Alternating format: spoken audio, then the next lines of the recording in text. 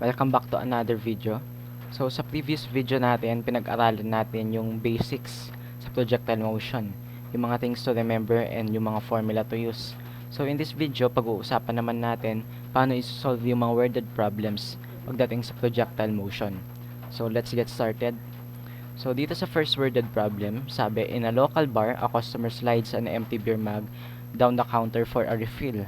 The height of the counter is 1.22 meters. The mug slides off the counter and strikes the floor 1.4 meters from the base of the counter. First question, with what velocity did the mug leave the counter? Second question, what was the direction of the mug's velocity just before it hit the floor?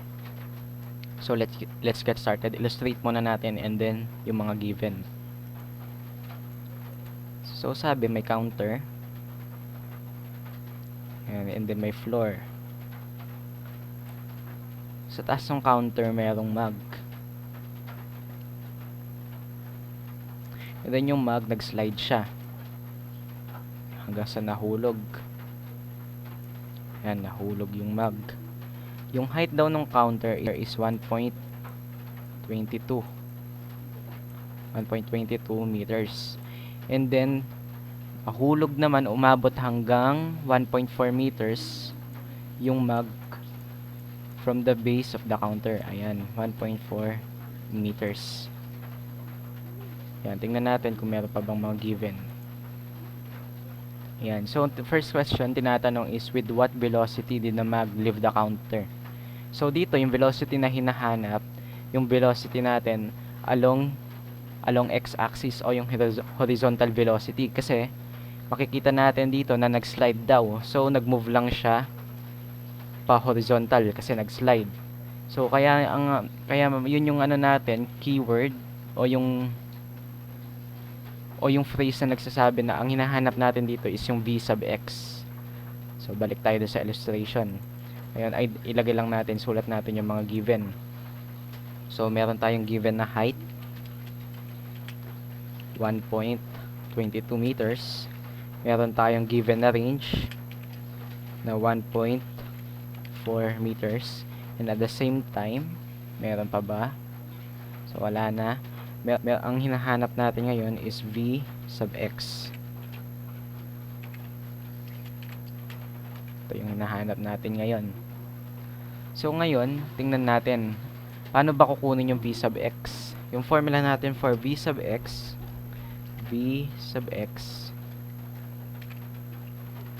is equal to velocity times cosine theta. Problema, wala tayong given angle and at the same time wala tayong given na velocity. So hindi natin to magagamit. Ngayon, tingnan natin kung ano meron tayo. Meron tayong height, meron tayong range. So mula dyan, pwede natin gamitin yung formula ng height and range. So anong formula ng range? Check natin. Range is equal to v sub x times time. Ayan. So, basically, yung range natin, meron na tayo 1.4. Pwede tayo mag-substitute. Ang problema natin, pwede na nating makuha yung value ng v sub x kung meron sana tayong time. So, hindi natin to pwedeng gamitin kaagad. Check natin yung next formula, yung height. Height is equivalent to 1/2 times acceleration times time raised to 2. Ayan. So, dito pwede tayong mag-substitute. Meron tayong height, which is 1.22.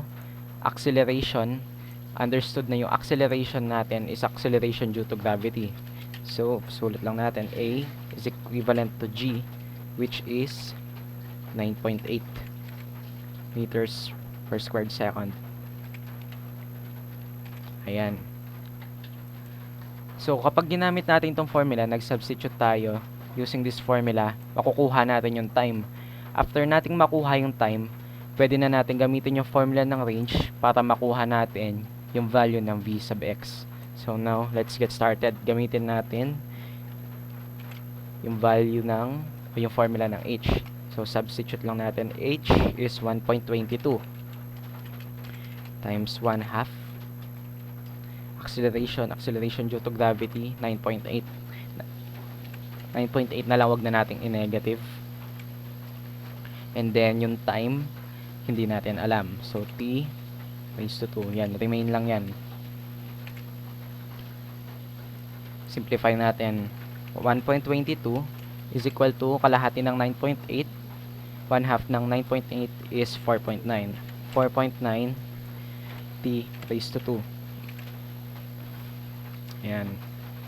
So, para matira na lang yung kailangan nating i-divide both sides by 4.9 para matira yung t raised to 2. 4.9. 4.9. Ayan. So, yan. Kapag nangyari na yan, ika-cancel na natin to. Maka-cancel na to. Matitira na lang yung t.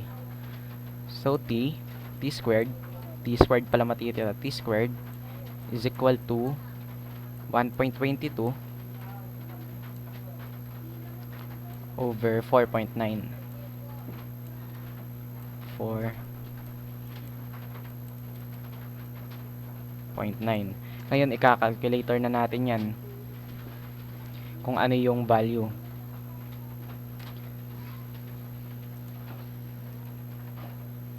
(1.22) divided by 4.9 is equivalent to 0.25 na lang. Yan na natin, round off na natin.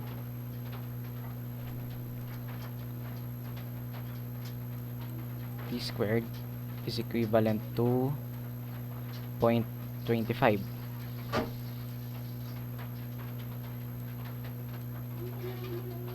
Ayan. Pero ang kailangan lang natin is yung value ng t. So, kailangan nating square root both sides. Square root. So, matitira na lang is letter t. And then, kung ano yung square root ng 0.25, yun yung time natin in seconds. Ngayon, square root na lang natin. Ito na lang gamitin natin. Square root ng answer, which is 0.49. Ngayon, gawin na lang natin 0.5. Round off na natin. 0.5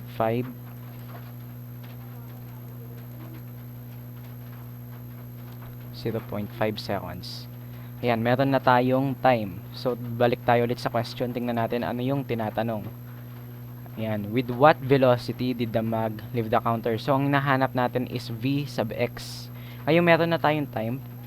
Pwede na natin gamitin yung formula ng range. Para mahanap natin yung value ng v sub x. Magsa-substitute lang naman din tayo dyan.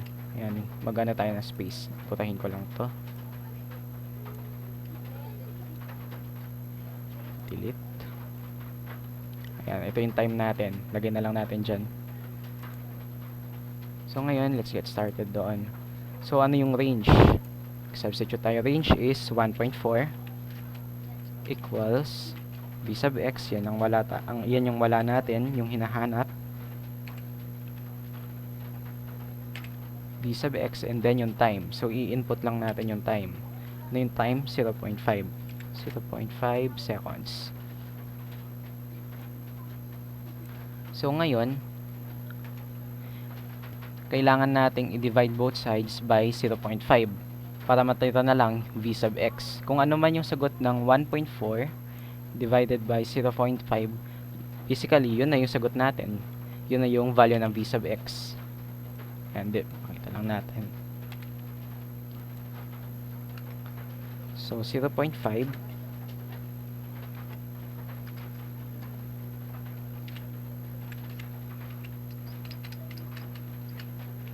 0.5. So, ito, magka-cancel na yan. Cancel na to.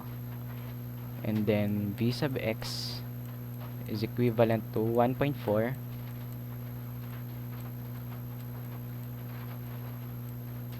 over 0.5. Check natin.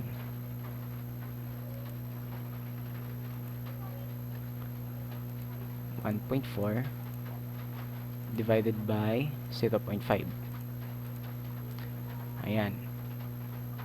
So, basically, 2.8.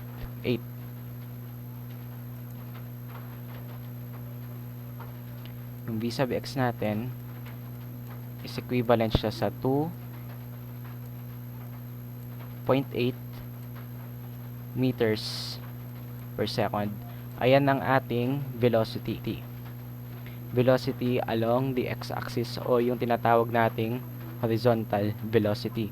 So, meron na tayong time and at the same time nakuha na natin yung horizontal velocity. Ngayon, check natin yung second part ng question. So, dun sa second part ng question, what was the direction of the mag's velocity just before it hit the floor? So, kapag tinatanong yung direction, basically, ang hinahanap dito is yung angle. So, dun sa previous video natin, nabanggit na nandun naman, nasulat natin paano yung pagkuha ng angle. So, formula for angle is theta is equal to inverse tangent ng v sub y over v sub x. Ngayon, meron na tayong v sub x. Ang hinahanap, kailangan nga lang natin ngayon is v sub y. So, next step na gagawin natin is to find v sub y. Ngayon, paano nga ba natin kukunin yung value ng v sub y? So, ngayon, burahin ko lang ulit to. Gawa tayong space. Madali lang naman ang pagkuha sa value ng v sub y eh. So, para na makuha lang natin yung value ng v sub y, ito yung isang paraan. V sub y is equal to acceleration times dun sa ating time. Ganyan lang, meron na. Kasi dati, di ba, yung formula lang pinakita ko noon, velocity times sine theta. Pero ngayon, wala tayong velocity, wala tayong given velocity, wala rin tayong theta. Ang meron tayo is yung acceleration due to gravity, which is 9.8, and then yung time na 0.5 seconds. Ayan. So, substitute lang natin. V sub y is equivalent to acceleration due to gravity, 9.8, times sa ating time na 0.5. Ayan. So, basically, ang ating v sub y ay equal siya sa 4.9. Kasi ang kalahati lang ng 9.8 is 4.9. So, kahit i-calculate nyo yan din yun. 4.9 meters per second. Ayan. So, ngayon, meron na tayong v sub y. Meron na tayong v sub x. Pwede na nating kunin yung angle. Ayan, ilagay na natin to.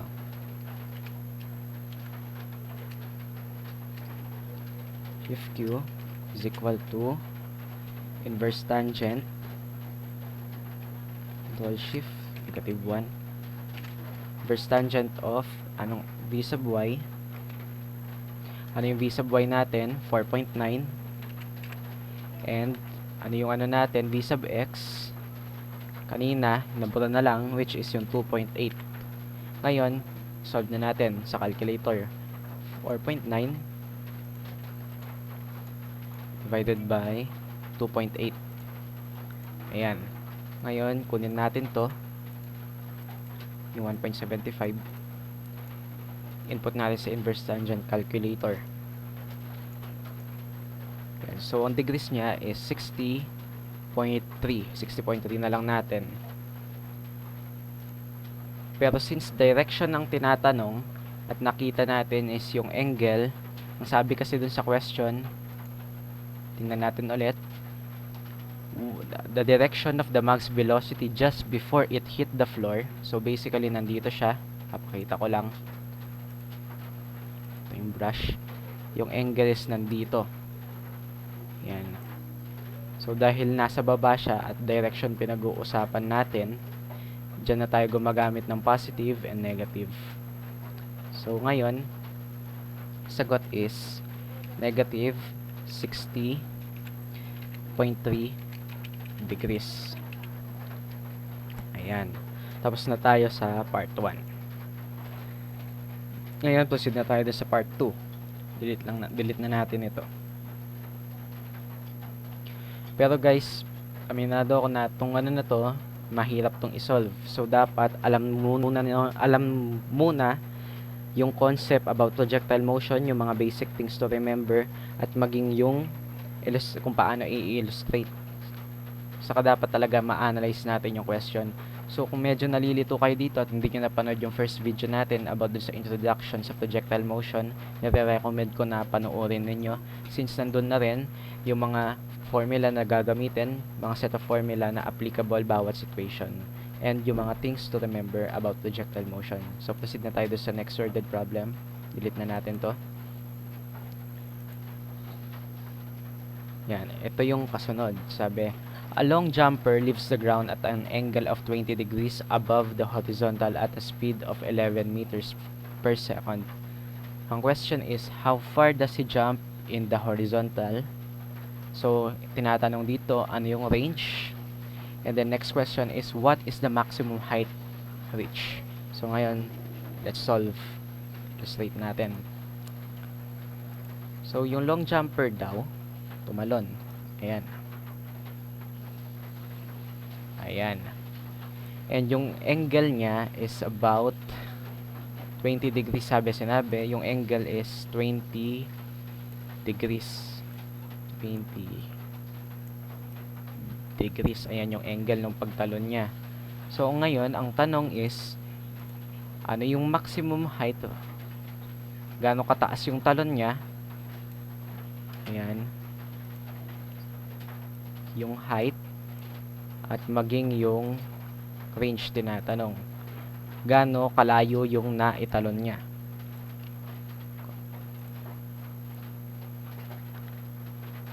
Ayan.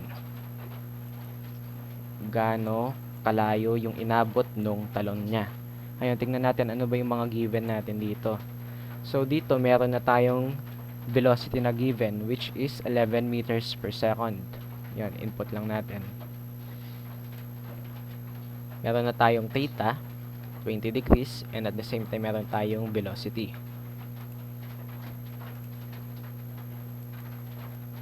Unahin na nating input yung theta. Theta is equivalent to 20 degrees. And then, meron tayong, ano yung given kasi, tingnan natin ulit. Velocity na 11 meters per second. 11 meters per second. And then, syempre, always given na to, acceleration due to gravity, which is 9.8 meters per squared second.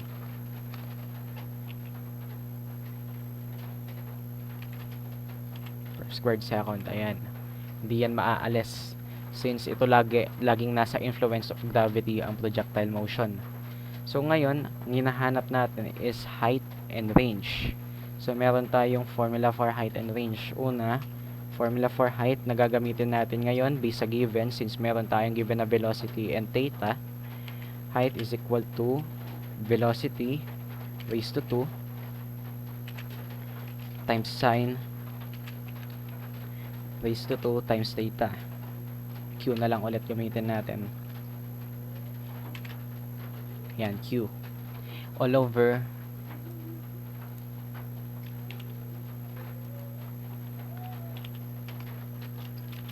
all over 2G. 2G, ayan. And then, yung formula natin for range ay range is equal to V raised to 2 times sine 2 theta. All over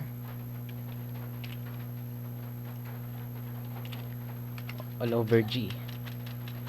Ayan, ito yung mga formulang magagamit natin based sa given. So, ngayon, hanapin muna natin yung height. Substitute tayo sa height. H is equal to, ano yung V squared? Ano ang, ano natin, velocity? 11. 11 raised to 2 times sine, minsanan na lang siguro, times sa sine yung angle natin, which is 20 degrees.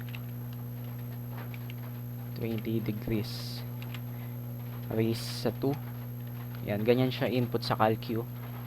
All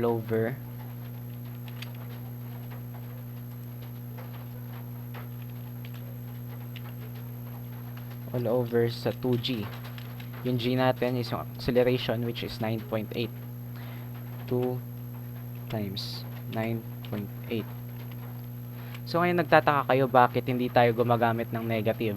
So choice naman yun actually kung gagamit tayo ng negative or positive. Pero based sa tanong, distance naman ang hinahanap natin at walang negative na distance since laging naka-absolute value yung mga yan. So ngayon, try na natin to. Input na natin sa calcu. Input na natin 11 times 11 times sa sine of 20 raised to 2 all over 2 times 9.8. Yan. So, lumitaw is 0.722. Ayan. 3 decimal places tayo ngayon siguro. Kaya kahit 2 na lang. Ito na lang. Copy na natin. Input na natin dito.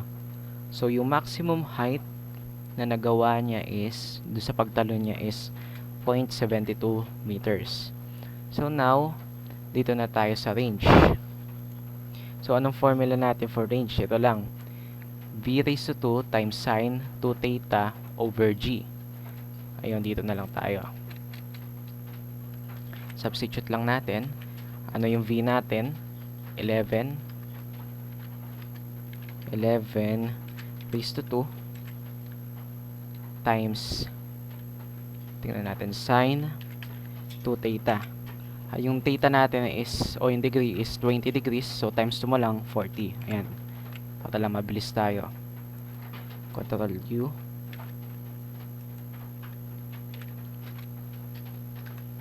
All over, ano to? All over G. G lang. Which is 9.8. 9.8. Ngayon, input na natin sa calcu. 11 times 11 at 21 times sine 40 all over G, which is 9.8. Yan. Tama ba yung input natin? Check natin. So, bali, ang makukuha natin o yung nakuha nating range niya ay 7.9. 7.94. Ayan, sulat na natin. 7.94.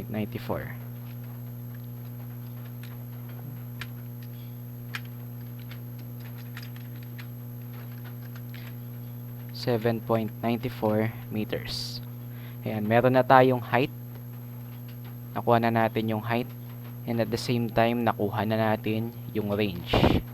Ngayon, tingnan na natin ano yung next worded problem. Solve na natin. So, napansin nyo, mabilis lang tong second worded problem kasi yung mga given, present na kaagad. Or I mean, yung mga kailangan natin para magamit yung mga formula, present na kaagad. Ayan. So, ito, ngayon, sabi dito, sa third problem, a stone is thrown from the top of a building upward at an angle of 30 degrees from the horizontal with an initial velocity of 20 meters per second. The height from which the stone is thrown is 45 meters above the ground. How long does it take the stone to reach the ground? What is the speed of the stone just before it strikes the ground? And then second question, what is the speed of the stone just before it strikes? Andun na pala yan. So ngayon, illustrate na natin. So burahin na natin to. Select na natin to lahat since nasagot na natin. Ayan. Delete. So, sabi,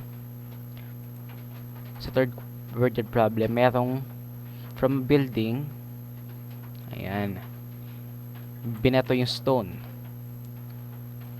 Binato yung stone, upward yung motion, pag ganyan. So, hindi katulad nung kanina sa first problem, yung mag nag-slide lang. So, dire-diretso lang. Pero ito, pataas siya, nakita nyo pataas pa siyang ganyan. So dito merong angle, may angle na given Unlike dun sa kanina first example sa first worded problem, dire-diretso lang. So hindi nakalagay ko walang angled na presence mula dito sa horizontal niya dun sa initial position. Ito meron siya. Meron kagad elevation dun, which is 30 degrees. Ayan, sulat lang natin. 30 degrees. Tingnan natin ano pa yung ibang given. Tapos, yung height ng building, kasi from the top of the building is 45 meters above. And then, meron din tayong given na initial velocity of 20 meters per second. So, ayun, sulat natin yon. So, the height of the building is 45 meters. Ayan. And then, meron tayong velocity of 20 meters per second. Sulat lang natin. Theta is equal to 30 degrees. Height is equal to 45 meters. And then, we have velocity which is 20 meters per second. And, syempre, acceleration due to gravity, 9.8. Di na yan mawawala. Kompleto na bang given natin? 20 meters per second. So, first question is, how long does it take the stone to reach the ground? What is the speed of the stone? Oh, so, dito muna tayo. How long does it take? Yung time muna. So, basically, nakita nyo combination to ng first figure and second figure. So, gagamit tayo basically dito ng, try natin mga dalawang formula siguro, combination. Mag-drawing tayo ng points to represent. So, dito yung point A. And then, point B. Itong point B, ito yung highest maximum height na mararating ng stone. And then, point C, yung pagbagsak niya dito. We have point A, point B, and point C. So, itong pag-designate ng points, makakatulong to para mas madali nating masolve. So, ngayon, 45 meters yung height daw ng building. Pero ang tanong, what is the maximum height na na-reach ng stone? So, kung makikita nyo, aside from 45 meters, meron pa siyang height dito. So, ngayon, kailangan alamin natin ano yung height dito. Ayan. So, anong equation pwede natin gamitin dyan? So, first, pwede natin gamitin yung equation na to. H is equal to 1/2 A T raised to 2 shift 2. Ayan. Kaso, wala tayong time. Hindi natin yan kagad-kagad makukuha. Since wala tayong given time, so hindi natin pwede kagad gamitin tong formula na to. So, ano pa isang equation for height? So, yung isang equation for height is yung katulad ng ginamit natin kanina. H is equal to velocity raised to 2 times sine raised to 2. So, yan. But ayaw mag-raise. Ayun, mag-raise to 2. Theta. All over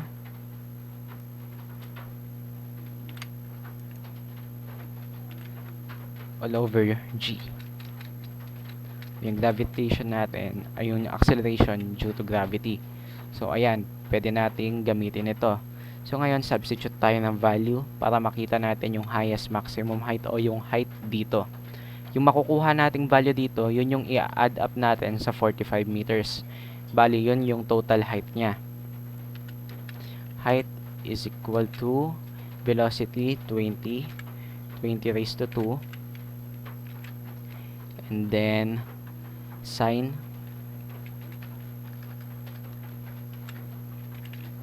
yung angle natin, which is 30 degrees, raised to 2. All over 9.8 yan. O yung acceleration due to gravity.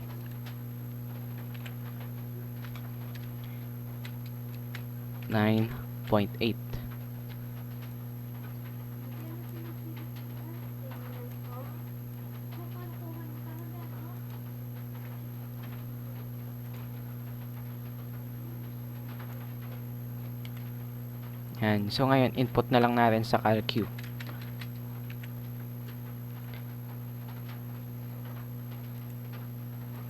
So, lagi make sure na naka-degree mode to. Minsan tumatagal ako dahil nakakalimutan ko i-degree mode.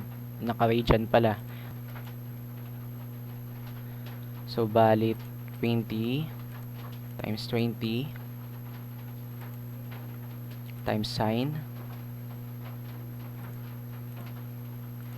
30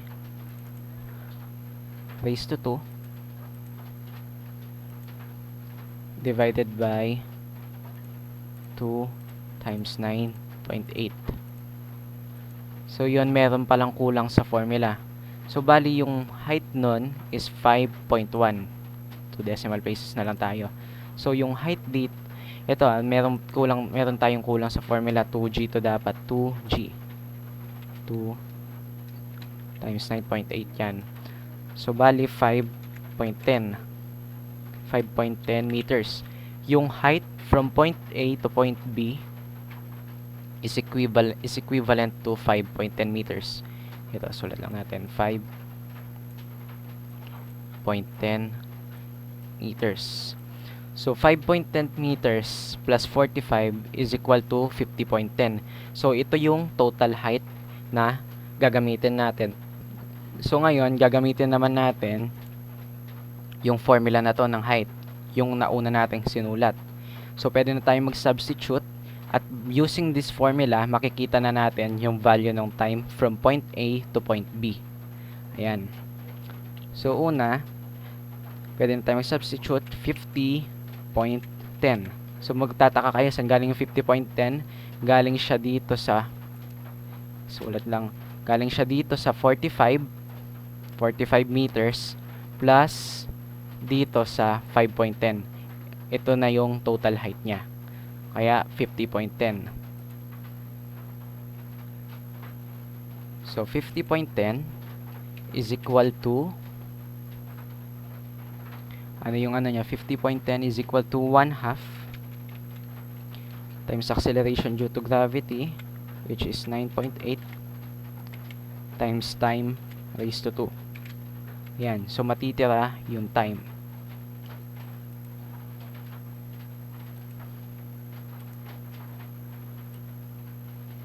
So, simplify lang natin. 50.10 is equal to 4.9 t raised to 2. Ayan. So, ngayon, para maano yan, kailangan nating divide both sides by 4.9. 4.9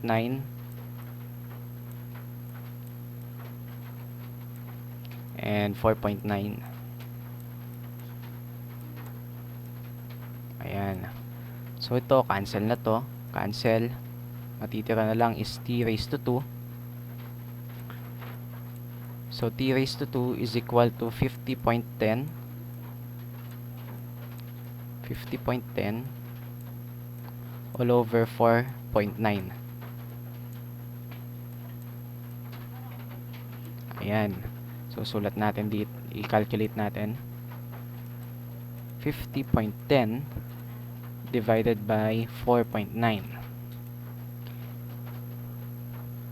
So, 10.22. Input lang natin. 10.22. But the problem is, ang hinahanap natin is t lang. So, kailangan natin square root both sides para matira yung t. So, t is equal to square root ng 10.22.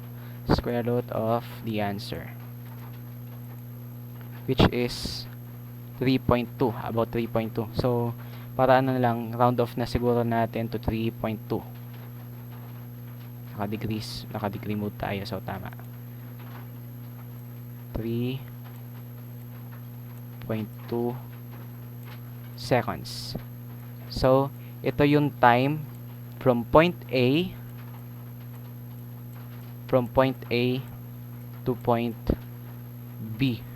Pero ang hinahanap natin based sa problem, ang kailangan nating hanapin is yung time to reach the ground. So kailangan natin alamin yung time between point A to point C. So far, ang nakuha pa lang nating time is time from point A to point B. So ngayon, isolve natin yung time from point B to point C, and then yung makukuha natin, ipag-a-add natin dun sa time from point A to point B. And yun yung total time ng stone before siya makarating sa lupa. Ayan. So maggana tayo, delete tayo for some space.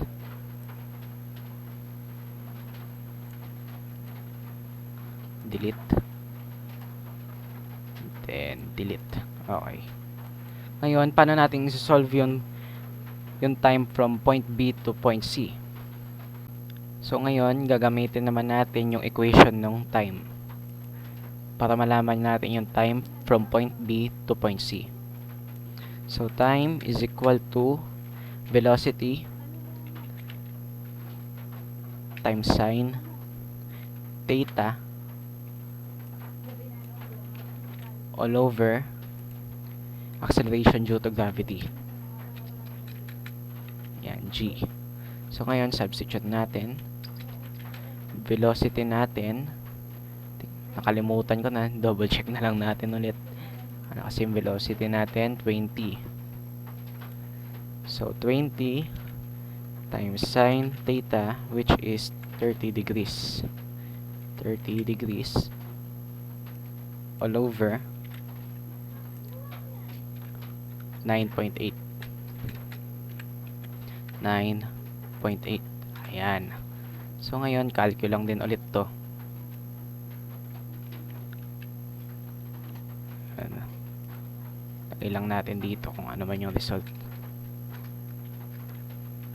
Time from point B to point C is equal to, yan, kung ano lalabas dyan sa calculate nyan, yun. So ngayon, input na natin. 20 times sine 30 is equal to 10 divided by acceleration due to gravity, which is 9.8. So 1.02. So yung time from point B to point C is equal to 1.02 seconds. Ngayon, total time is equal to time from point A to point B plus time from point B to point C. Yan.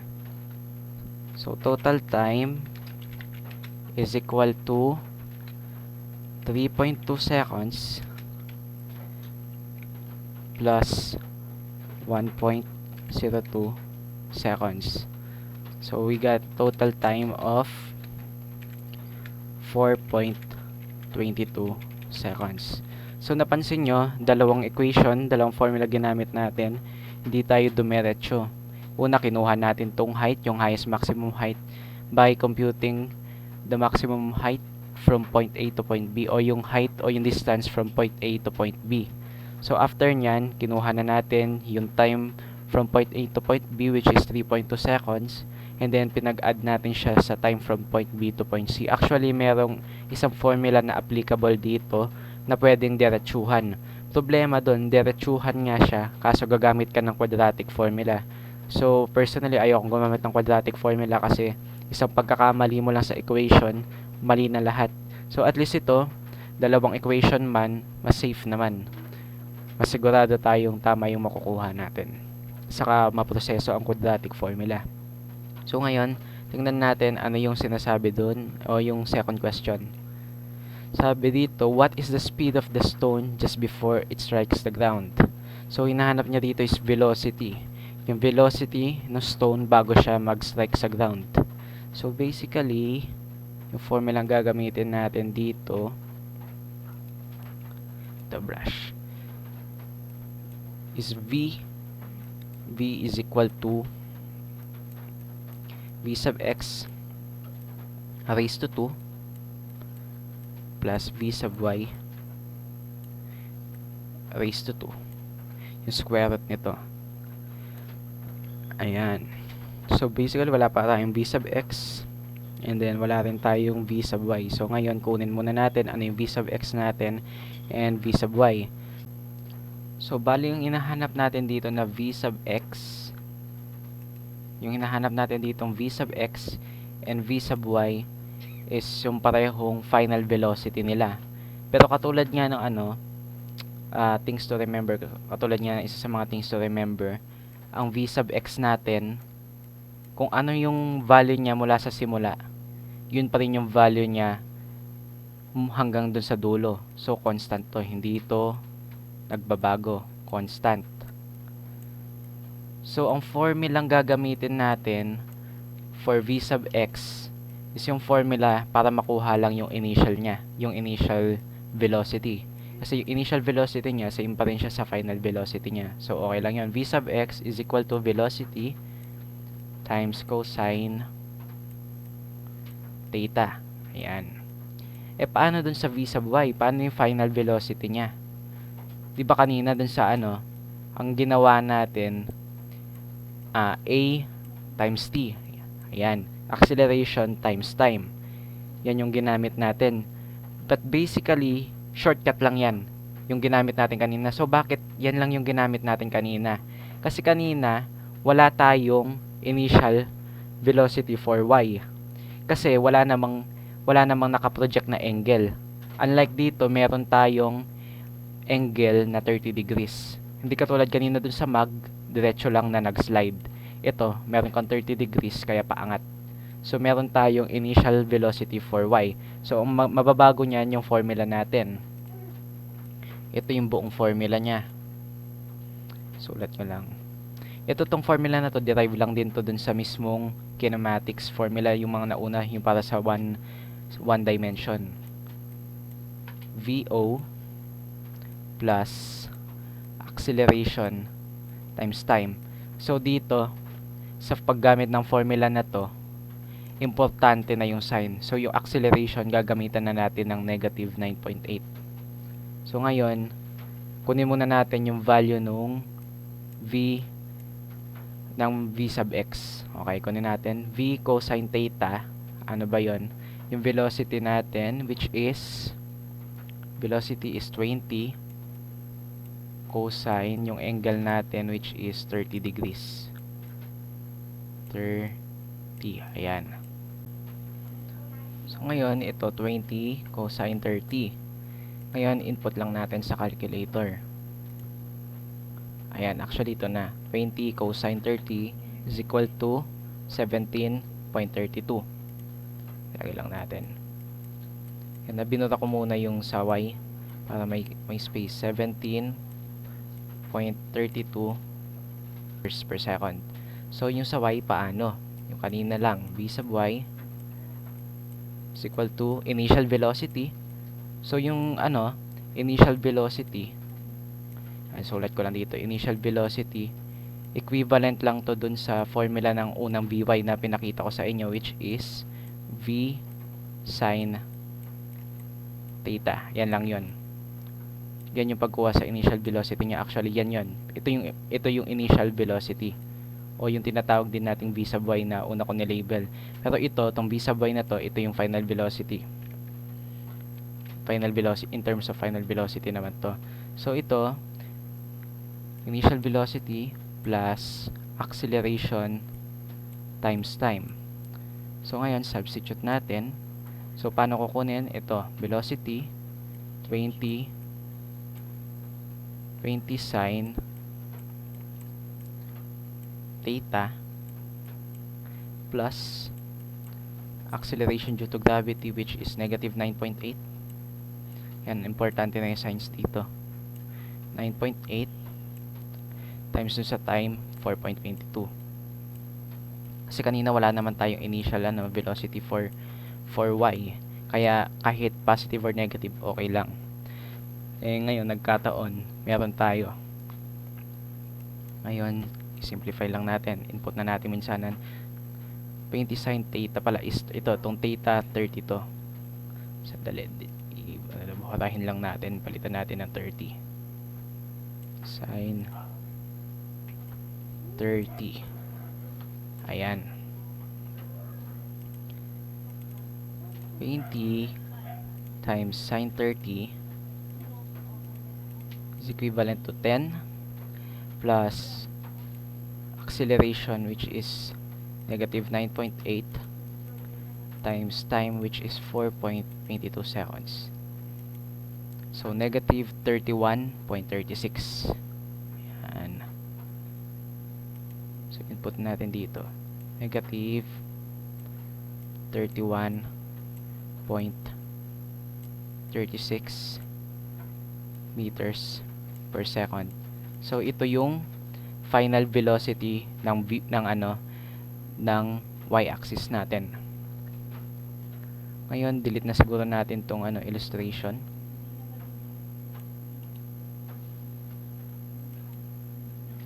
Ngayon, apply na natin yung formula kanina sinulat ko, which is velocity, final velocity is equal to final velocity of x-axis raised to 2 plus final velocity of y-axis raised to 2, then yung square root nyan. So ngayon, substitute lang natin. V sub x is 17.32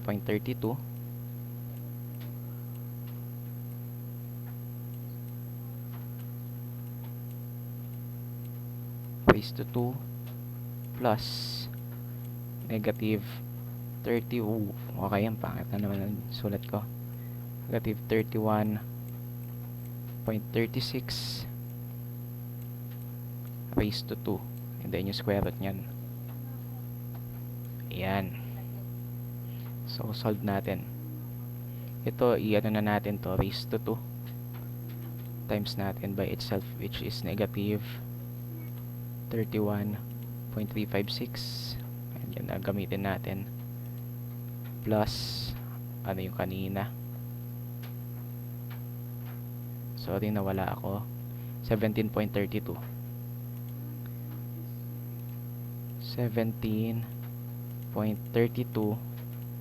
raised to 2.